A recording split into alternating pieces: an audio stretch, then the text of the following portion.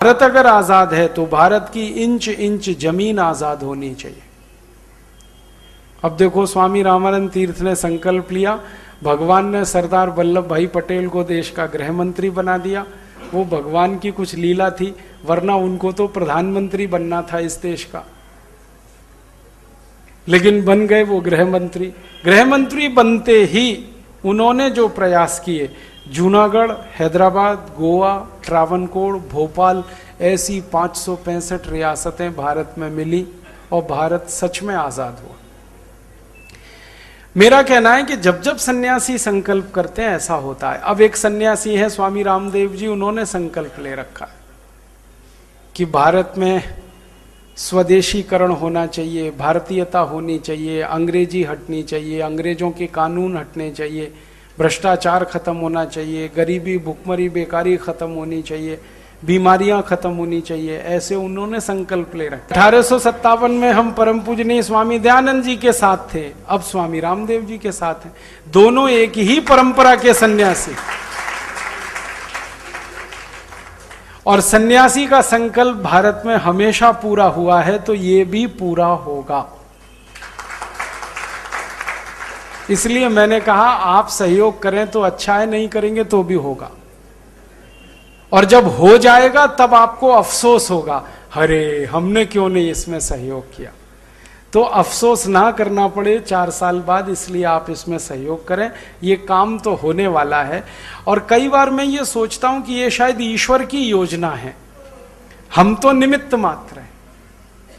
ईश्वर चाहता है कि अब भारत का भला हो, अच्छा हो, क्योंकि बहुत बुरा हो चुका है अब तक। हर देश के इतिहास में एक दौर ऐसा आता है कि जब वो देश बिल्कुल नीचे गिर जाता है, फिर इतिहास में चक्र घूमता है, फिर वो देश ऊपर उठता है। तो अब ऐसा समय आया कि भारत को ऊपर उठना है, तो ईश्वर ने ये योजना बनाई, एक सन्यासी को भेज दिया, अब हम सबको इकट्ठा कर दिया उसके साथ। और अच्छी बात ये हो रही है कि वो सन्यासी के साथ और भी बहुत सारे सन्यासी इकट्ठे हो रहे हैं।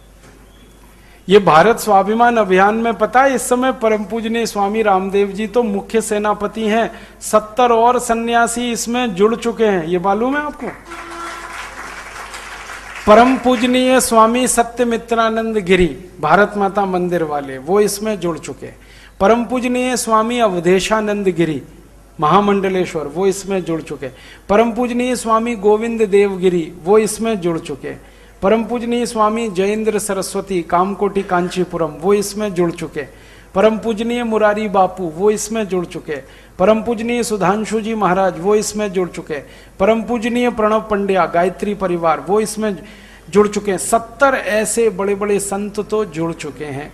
शायद अगले 4 साल में 100-150 और जुड़ेंगे। और एक दिन मैंने सोचा कि ये सारे संत अगर देश में घूम गए तो क्या मुश्किल है।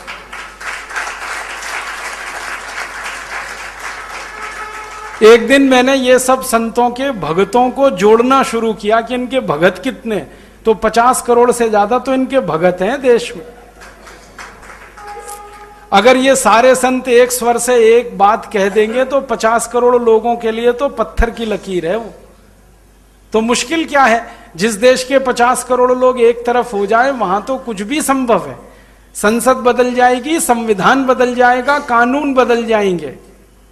क्योंकि संविधान बदलने के लिए जितनी ताकत चाहिए 50 करोड़ लोग तो बहुत होते हैं। 411 सांसद अगर आपके पास हैं तो आप संविधान बदल सकते हैं, कानून बदल सकते हैं, भाषा अंग्रेजी को हमेशा के लिए दफन कर सकते हैं, कोई चू नहीं करेगा देश में। हिंदी को जहां बिठाना है राष्ट्रभाषा के रूप में वहां बिठा सकते हैं, हर काम हम कर सकते हैं।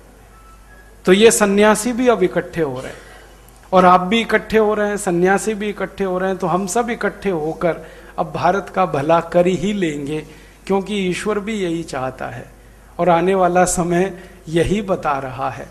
क्योंकि शुरू हुआ है सारी दुनिया में एक खेल जो ईश्वर का किया हुआ है, मुझे तो ऐसा लगता है। जिस अमेरिका ने हमारी गुलामी को पक्का किया था, विंस्टन चर्चिल और क्लेमेंट एटली को पत्र लिखे कि भारत को वेस्टर्न ऑर्बिट में ही रखना है, वो अमेरिका अब धीरे धीरे नीचे आ रहा है। अमेरिका की अर्थव्यवस्था, अमेरिका की राजनीति, अमेरिका की प्रशासनिक व्यवस्था सब